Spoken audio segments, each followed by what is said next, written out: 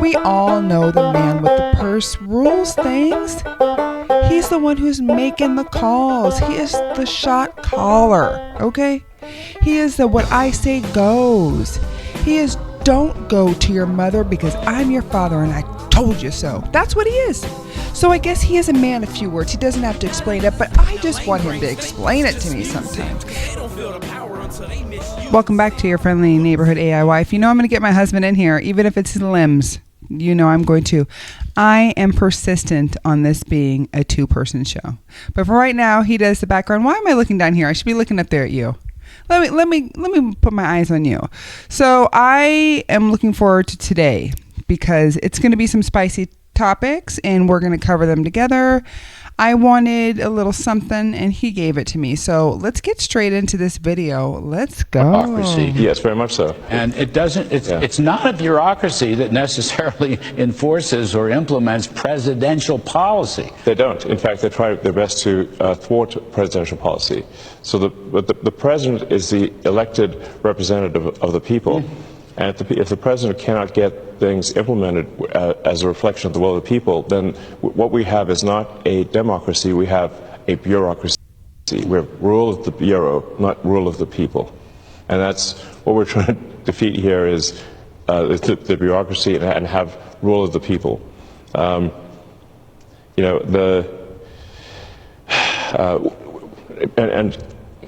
as you mentioned, the bureaucracy is overwhelmingly Democrat. So Washington, D.C. was 92.5%, I believe, voted for Kamala. So this is overwhelmingly a deep blue situation. Do you ever feel like when you're watching him, it's just word salad galore?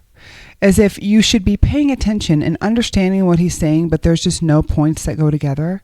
I feel as if I'm watching a story being told and the artist is painting, but nothing is making sense. I swear every time I watch Mr. Elon Musk talk, I'm more confused as to when he started. Now I understand that he is a highly intellectual man and that he understands concepts that you and I might not be able to grasp, but I don't understand why he cannot explain them in a way that we can. It always seems as if he is trying to tell us information in code, but we are not privy to this code. I've seen him do this several times. I think that's why he resorts to coming out on stage with a chainsaw and all black and a hat. That's the dark MAGA, because he's not the best at explaining himself. He said, I could show you better than I can tell you. That's why his lifestyle of the rich and famous, he has the Tesla cars because he's showing us his power. He can go to space with his space rockets because he wants to show us. But if you ask him to explain to you how to get to the local corner store, you're just not going to be able to figure it out. It's a lot of pauses. It's a lot of thoughts, but not a lot of words. I'm just always just baffled by how I never understand what he is saying. Is he trying to explain to us that before President Trump got into this administration that it was 92% Democrats there? Is that what he's saying? Leave it in the comments. Explain to me what he's saying, because I know there are people out there who follow him and who support him, and I'm okay with that, but I just need one of you to step it up and explain what he's saying. Break it down to me, not even in short terms. Just say words. Put the words together. Make a couple sentences. Every time I see this man, he stands with his hands together and he's not saying anything. And you might be looking at me and saying, well, what are you saying? I'm saying a whole lot of nothing, because that's what I just got from this post. An interview where we're supposed to be learning, what is it that you are bringing to your Doge department? What are you bringing, sir? What are you bringing to the table? What is all the information you brought?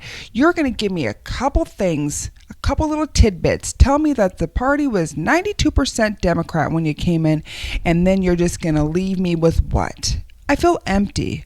I feel completely empty when he's done.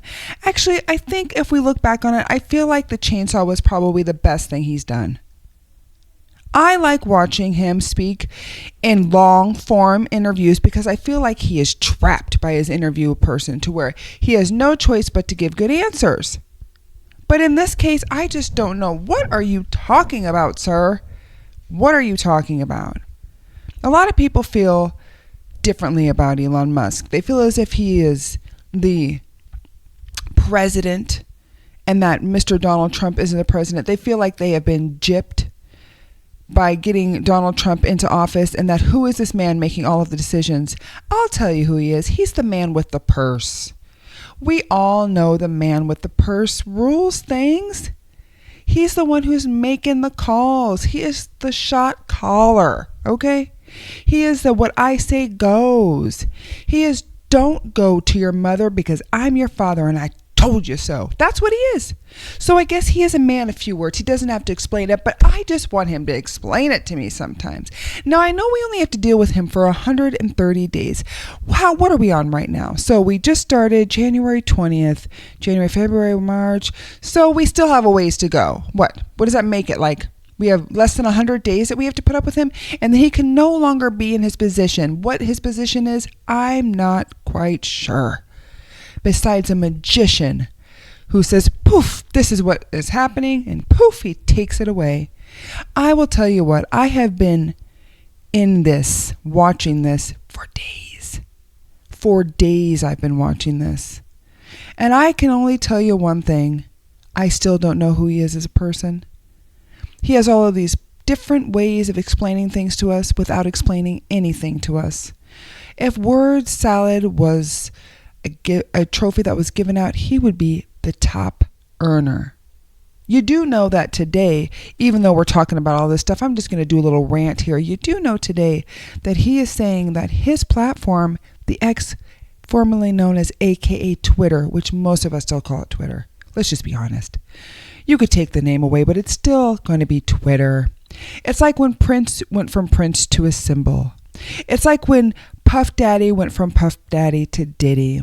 Everybody can change the name, but it's still the same thing. We all know what it is.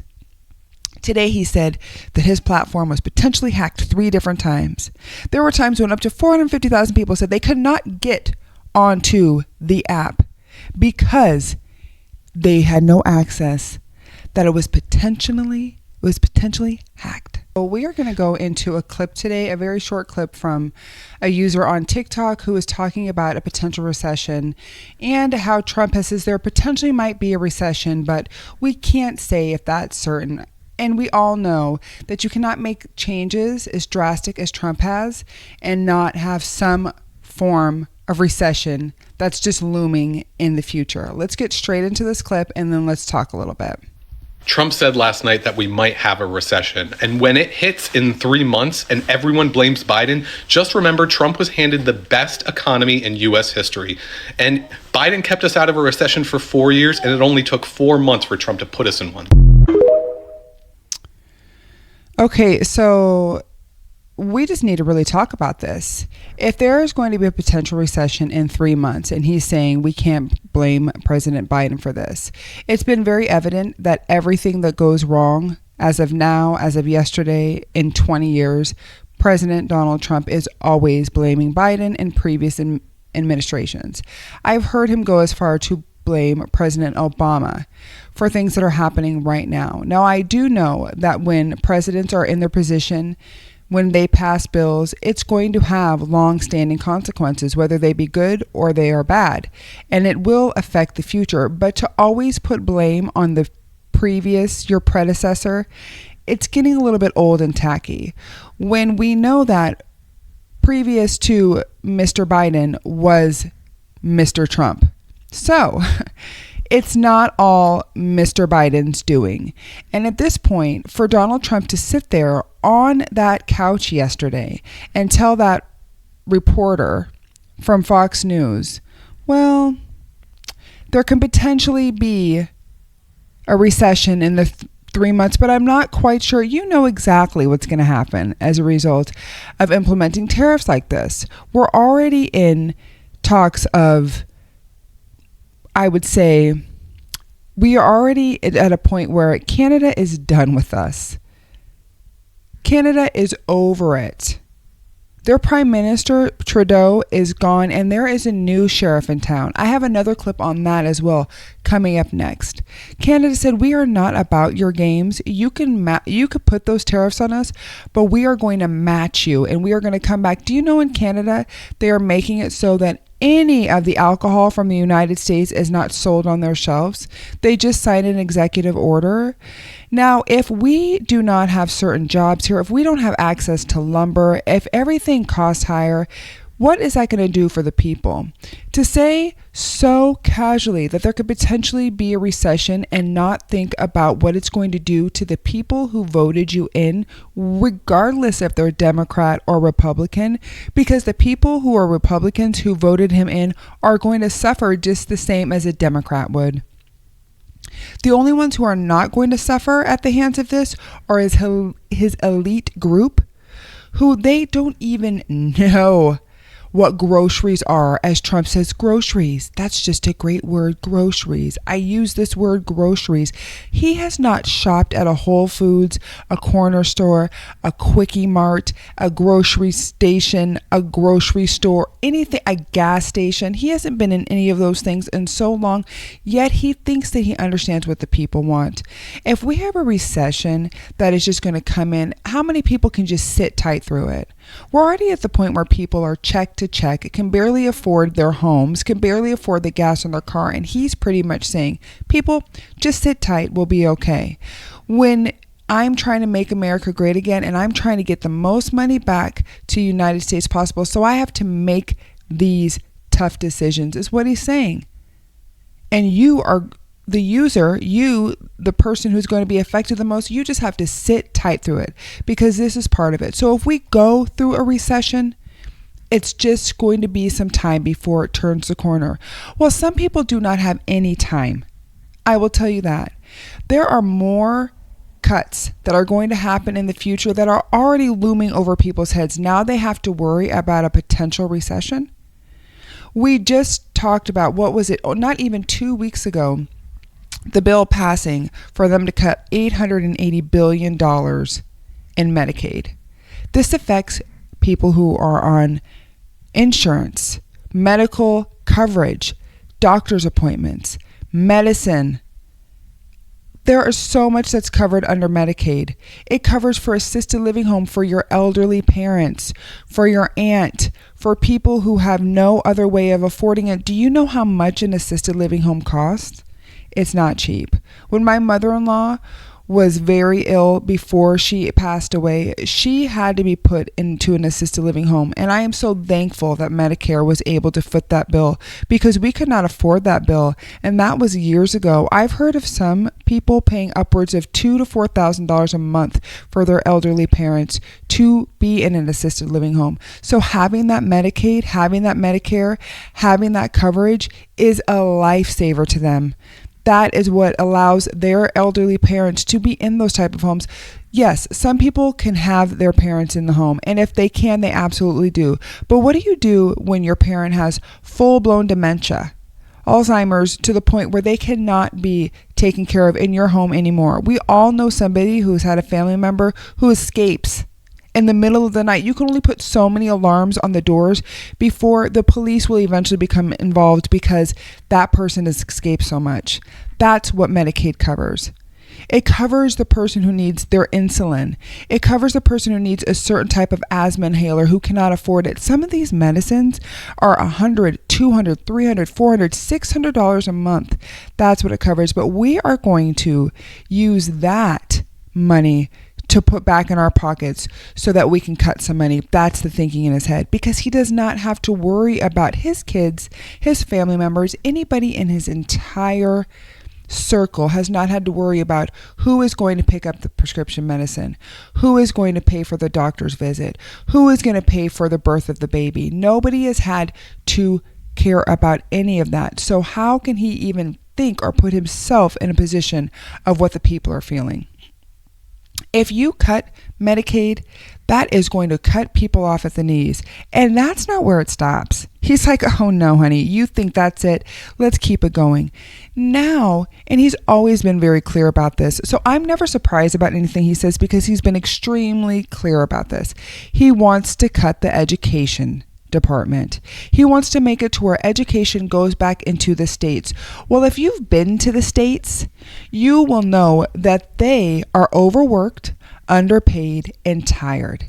The staff at these schools can barely make it through the day without having to file 20 different reports based on the education they're teaching their students. The students who are having a struggle at home, so they have to talk to the principal. The fact that they don't have enough food in the classroom to help these poor children. The list goes on. The fact that the paraprofessionals, there are not enough of them to even give support to the teachers, which all of the teachers are not even certified at this point. We cannot even retain qualified, certified teachers. That we are putting the stress on paraprofessionals, the receptionist at the front desk, the principal. There are schools where they are cutting the assistant principal position so that it's just the principal. Now the principal, who was already spread as thin as peanut butter as you can get, and now she has to take on more of a workload. We're going to cut that. We're going to cut the funding.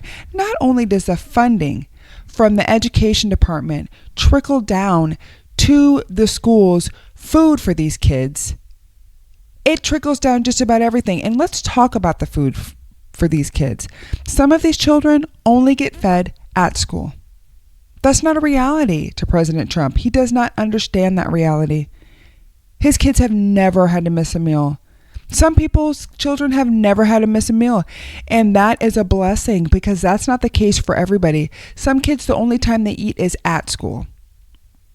Even summer programs that will give kids food, it comes from the schools. So we are going to tell the states, you now have to foot the bill for all of that when they can't already.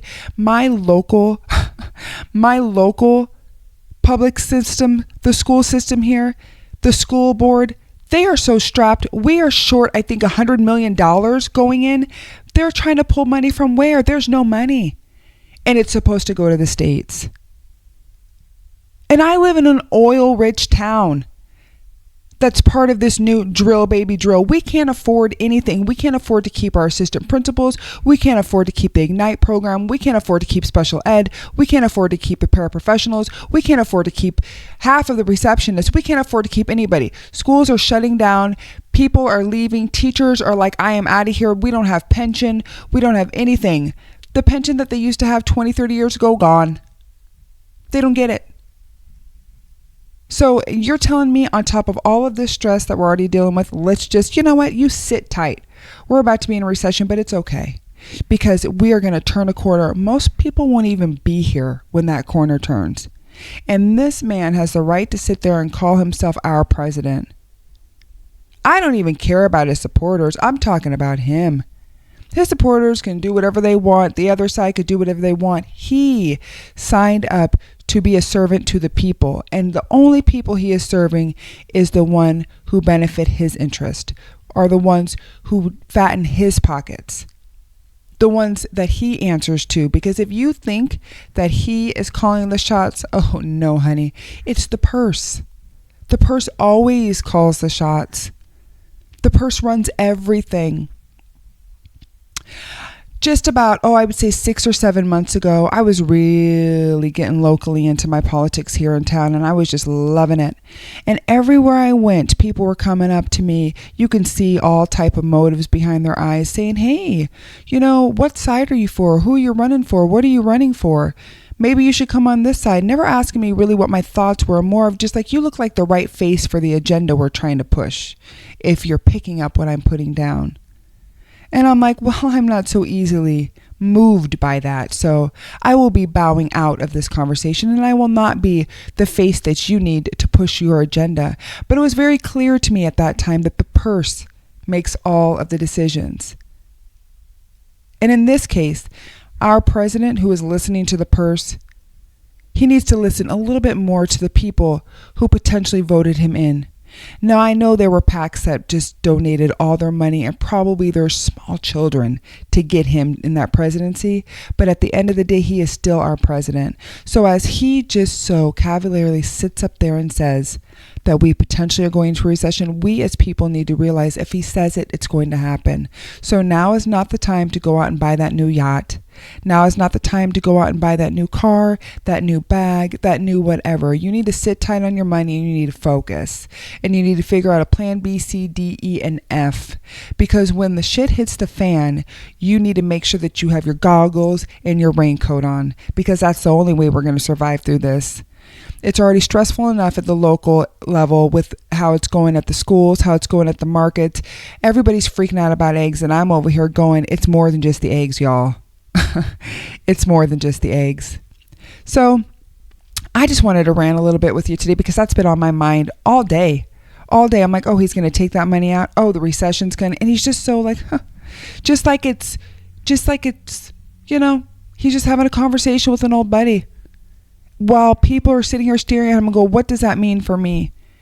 They depend on us to not be the brightest. They depend on us not to ask questions.